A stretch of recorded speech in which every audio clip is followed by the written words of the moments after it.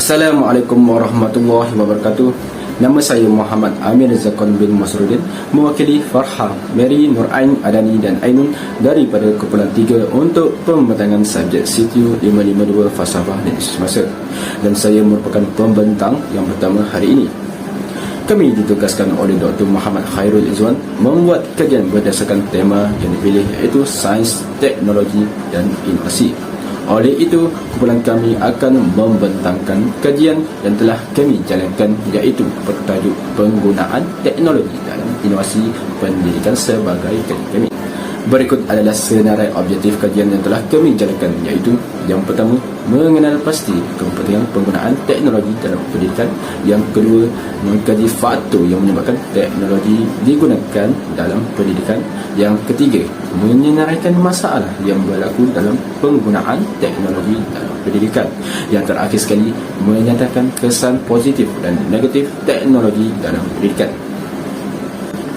Selanjutnya, saya akan meneruskan lagi pembentangan saya dengan membentangkan pengenalan.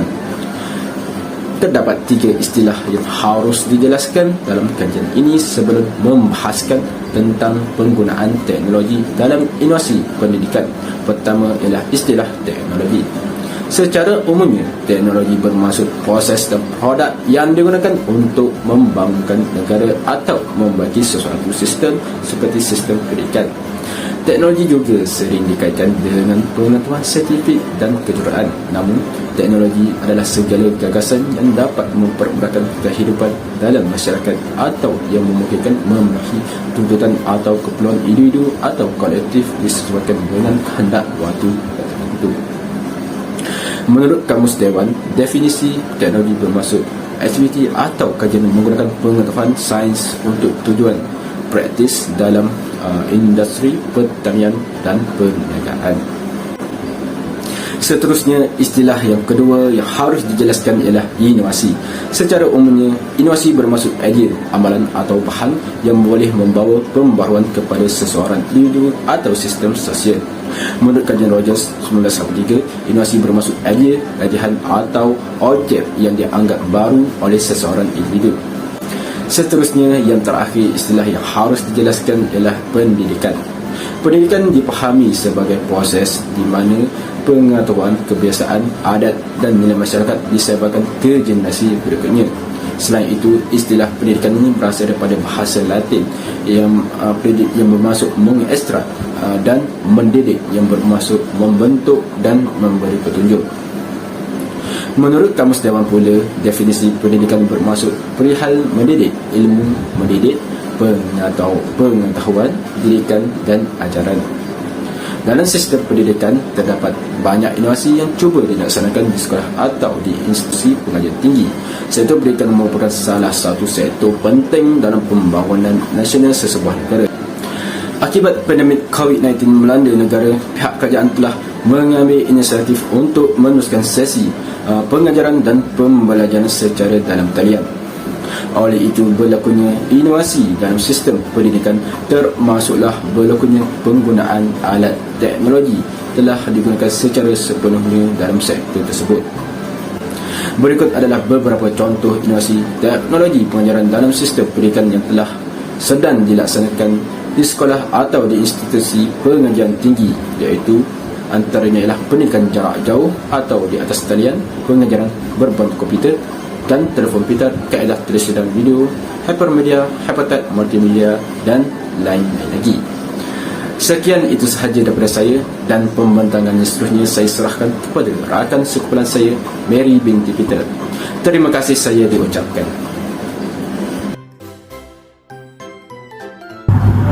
Salam sejahtera saya ucapkan kepada pensyarah dan rakan-rakan yang sedang menonton. Izinkan saya perkenalkan diri terlebih dahulu. Nama saya Mary binti Peter dan saya akan membentangkan mengenai kepentingan teknologi dalam inovasi pendidikan. Teknologi dalam pendidikan merupakan sebuah aspek yang sangat penting dalam usaha untuk melahirkan pelajar yang berkualiti dalam segala bidang. Seiring perkembangan zaman, semakin banyak teknologi dalam pendidikan diperkenalkan seperti internet, PBL, ICT, dan sebagainya.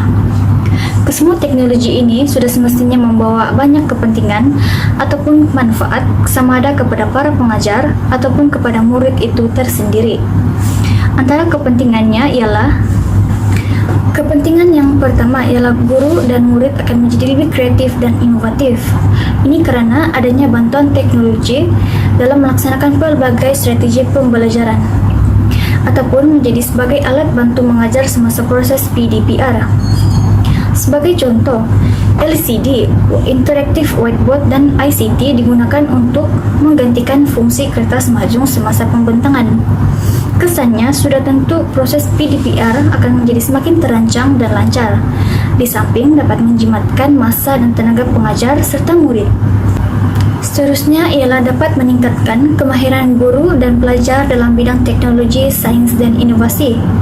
Hal ini kerana guru dan pelajar akan didedahkan kepada pelbagai jenis teknologi dalam pendidikan seperti ICT. Penggunaan teknologi dalam PDP yang dilaksanakan membolehkan mereka menguasai teknologi tersebut. Di samping, mereka juga dapat memahami tentang apa yang diajar sepanjang kelas berlangsung.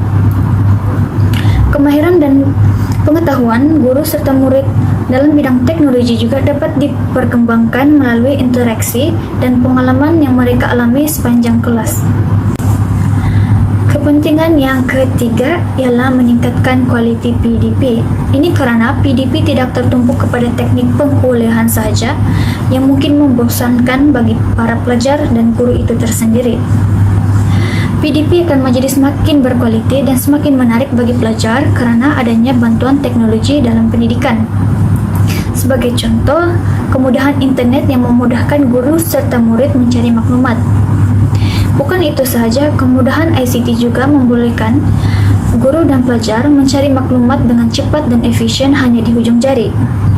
Kesannya sudah terang lagi bersuluh bahawa kualiti PDP akan menjadi semakin berkesan kerana segala maklumat dapat terus diakses ke dalam sistem. Selain itu, teknologi juga memberi peluang pendidikan yang adil dan saksama kepada semua pelajar yang berlainan keupayaan dalam menuntut ilmu. Seperti yang kita tahu, tidak semua pelajar mempunyai kebolehan yang sama dalam menerima dan menuntut ilmu.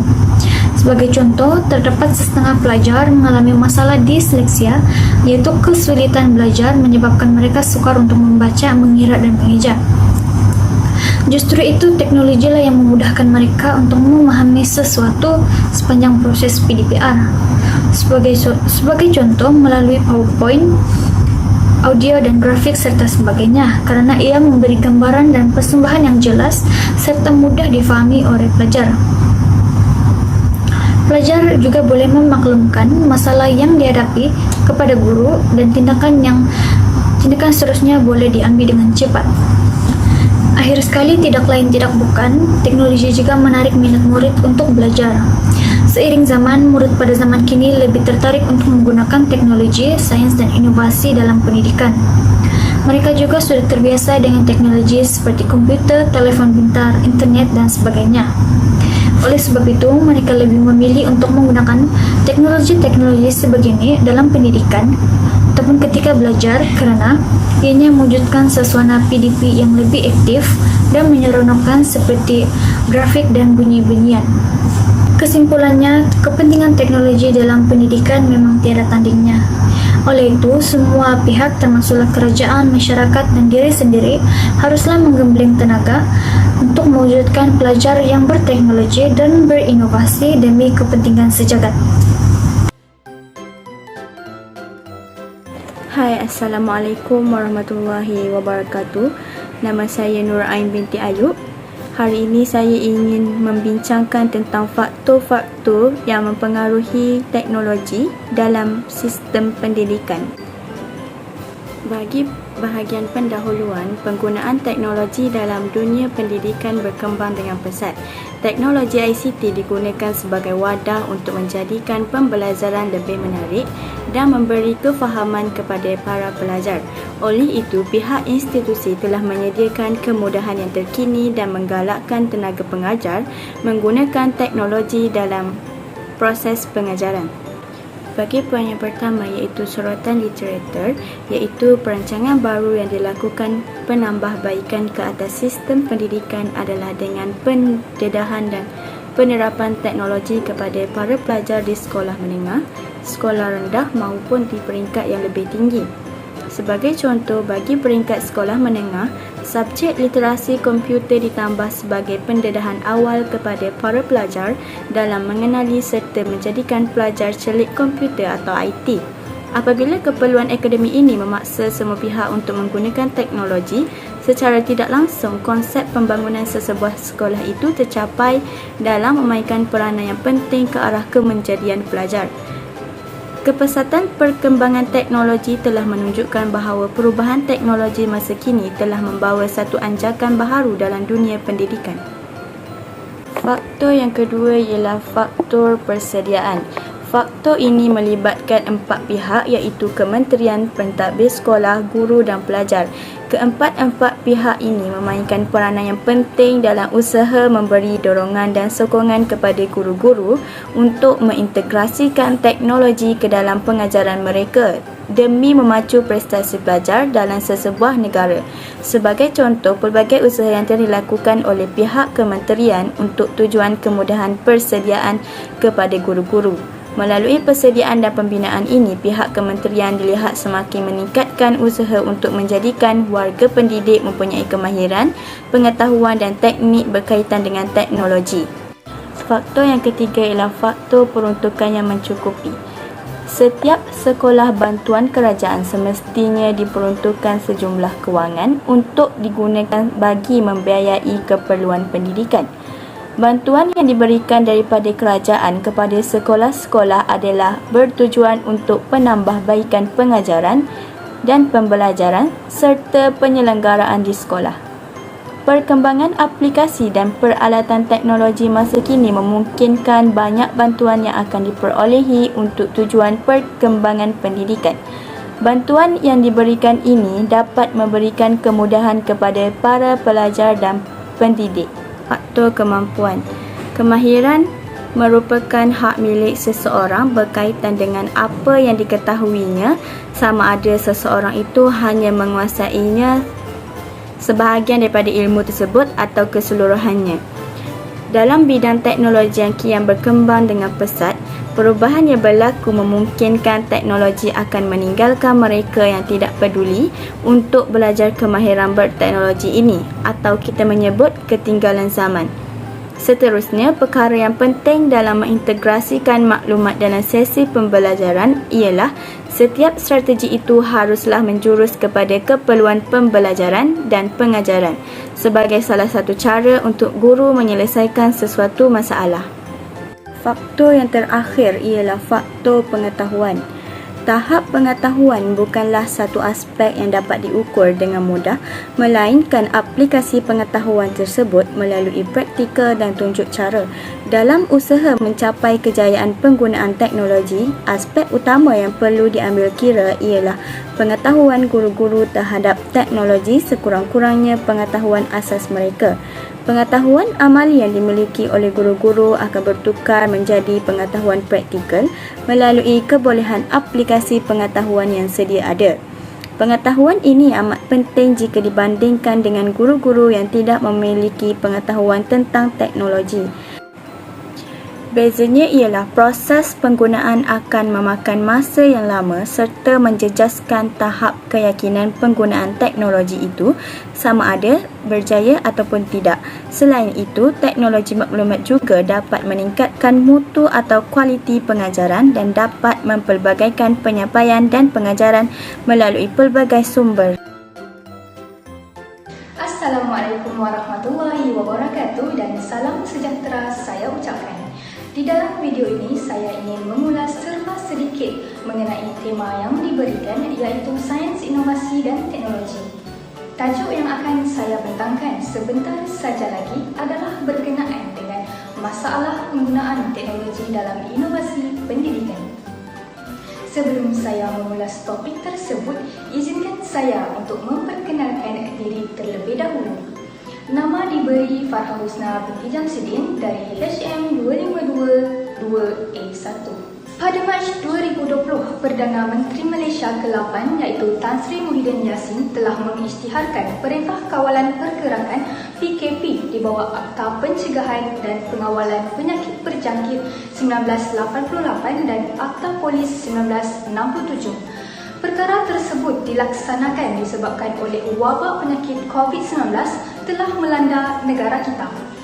Kesemua sektor di dalam negara pada ketika itu diperintahkan untuk tidak beroperasi secara bersemuka, termasuklah institusi pendidikan. Oleh kerana pendidikan merupakan salah satu bidang unggulan dalam pembangunan nasional sesebuah negara, maka kerajaan telah mengambil inisiatif untuk meneruskan sesi pengajaran dan pembelajaran secara dalam talian. Oleh yang demikian, penggunaan teknologi perlu digunakan secara sepenuhnya bagi meneruskan pembelajaran di Malaysia.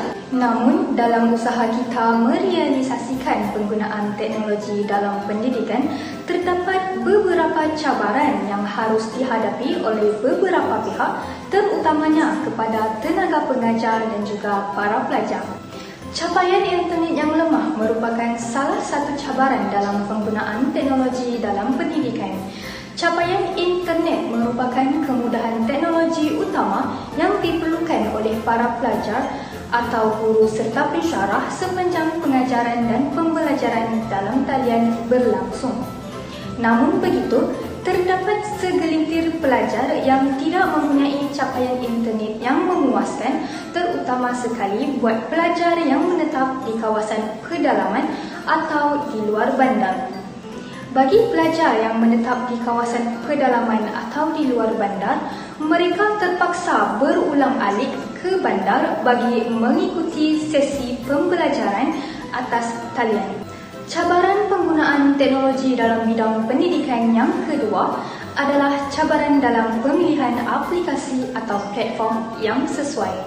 Pemilihan aplikasi atau platform amat penting bagi memastikan proses pembelajaran berjalan dengan lancar tanpa sebarang masalah.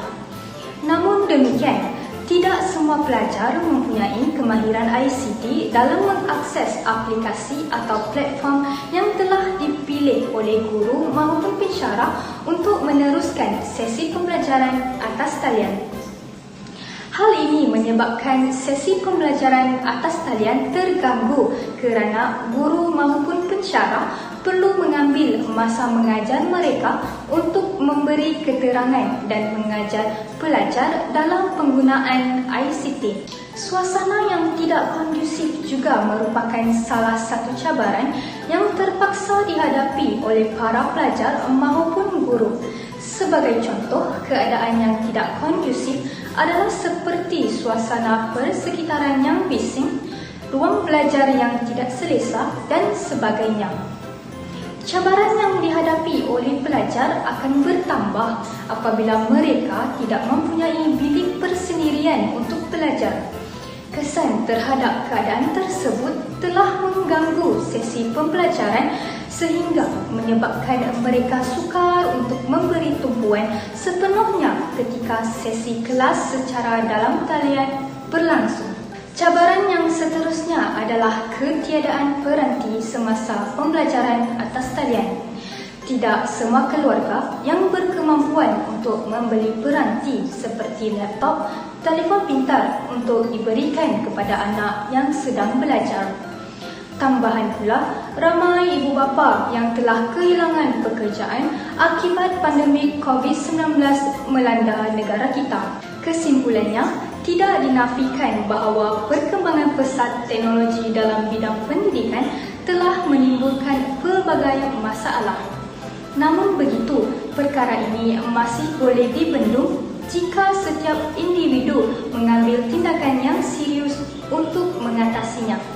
Sekiranya langkah yang sesuai dan betul dilaksanakan, maka perkembangan teknologi ini boleh memajukan sesebuah negara bukan sahaja dalam bidang pendidikan, namun dalam bidang yang lain juga. Setiap masalah ada jalan penyelesaiannya, bergantung kepada usaha dan inisiatif kita untuk membendung masalah ini dan menggunakan teknologi ini dengan baik. Sekian daripada saya. Terima kasih. Assalamualaikum warahmatullahi wabarakatuh. Nama saya Nur Adani Ilyana binti Razi. Saya merupakan pelajar HM252 2A1 iaitu dari Fakulti Pengurusan Perhotelan dan Pelancongan. Saya akan membentangkan tentang kesan positif dan negatif yang diperoleh daripada penggunaan teknologi dalam inovasi pendidikan. Penggunaan teknologi yang semakin menyeluruh di negara ini digunakan untuk kegunaan pendidikan sama ada oleh pihak guru, pensyarah maupun di kalangan pelajar sendiri. Beberapa tahun dahulu, pihak kerajaan yang melihat potensi teknologi untuk membangunkan sistem pendidikan ini telah memberi bantuan berupa komputer satu Malaysia kepada pelajar-pelajar yang berkelayakan bagi memudahkan mereka untuk belajar seiring dengan pelajar yang lain. Penggunaan teknologi dalam dunia pendidikan juga banyak memberi kesan positif kepada pelajar ataupun para pendidik. Pada kesan positif yang pertama ialah dapat meluaskan pandangan para pelajar, iaitu jika ingin dibandingkan kaedah mencari maklumat di buku dengan penggunaan IT.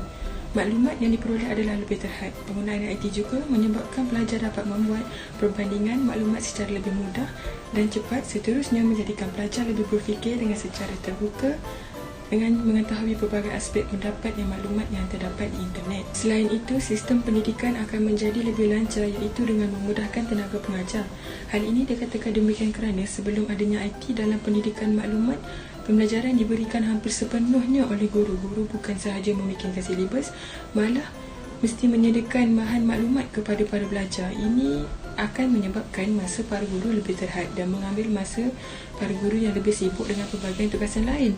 Dengan adanya IT ini, para guru boleh memberi kepercayaan kepada pelajar untuk berdikari dalam mencari maklumat sendiri dengan lebih banyak lagi.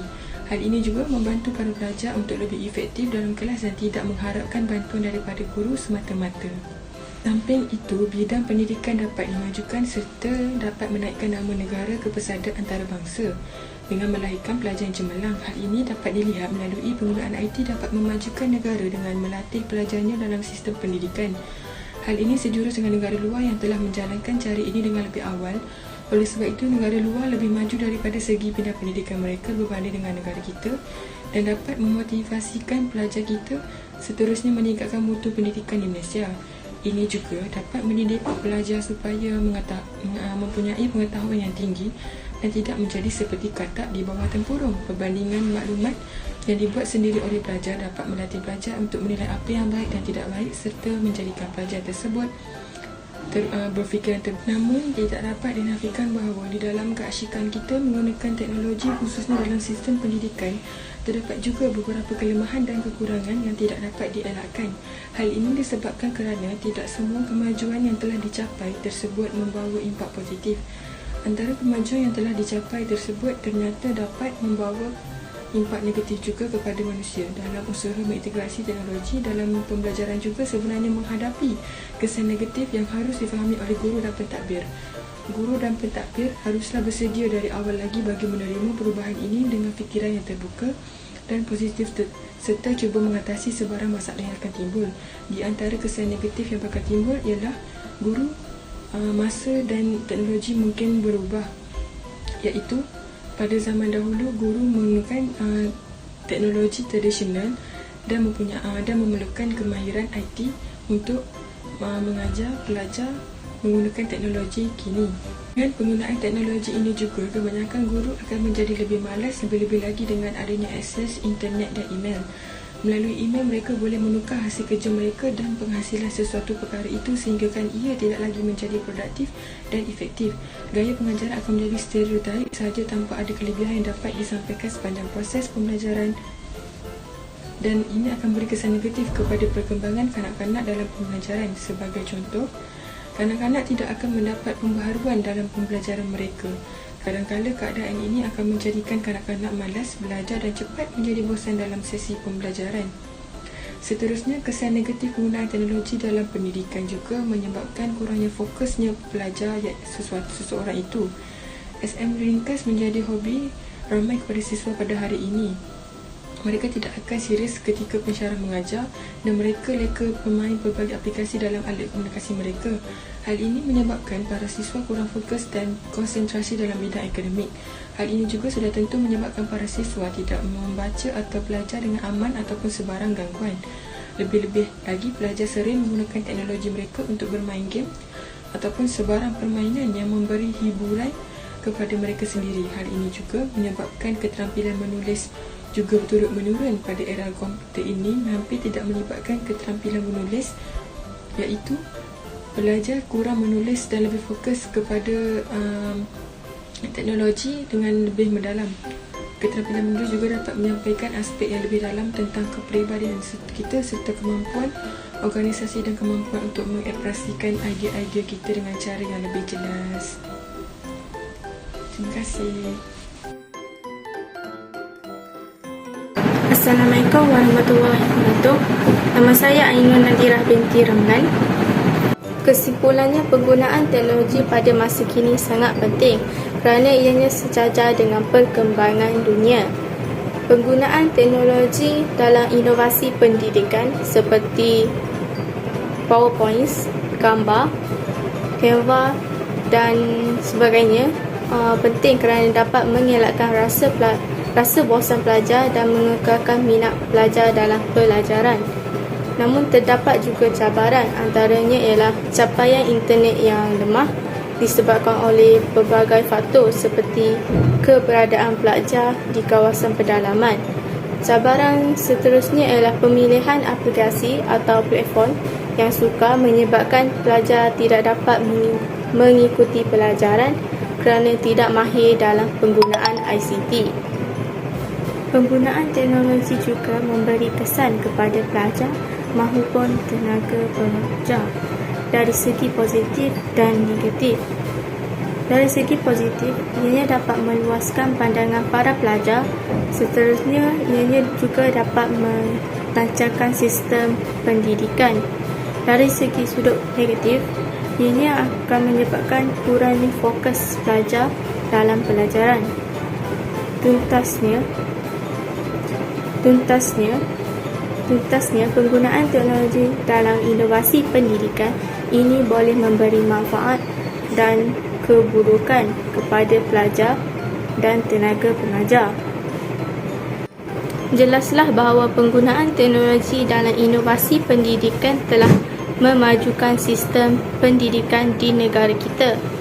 Pihak yang terlibat dalam penggunaan teknologi dalam inovasi pendidikan ini perlulah merancang dengan teliti langkah untuk melaksanakannya. Melalui perancangan yang teratur, penggunaan teknologi ini mampu memantapkan sistem pendidikan ke peringkat yang lebih tinggi.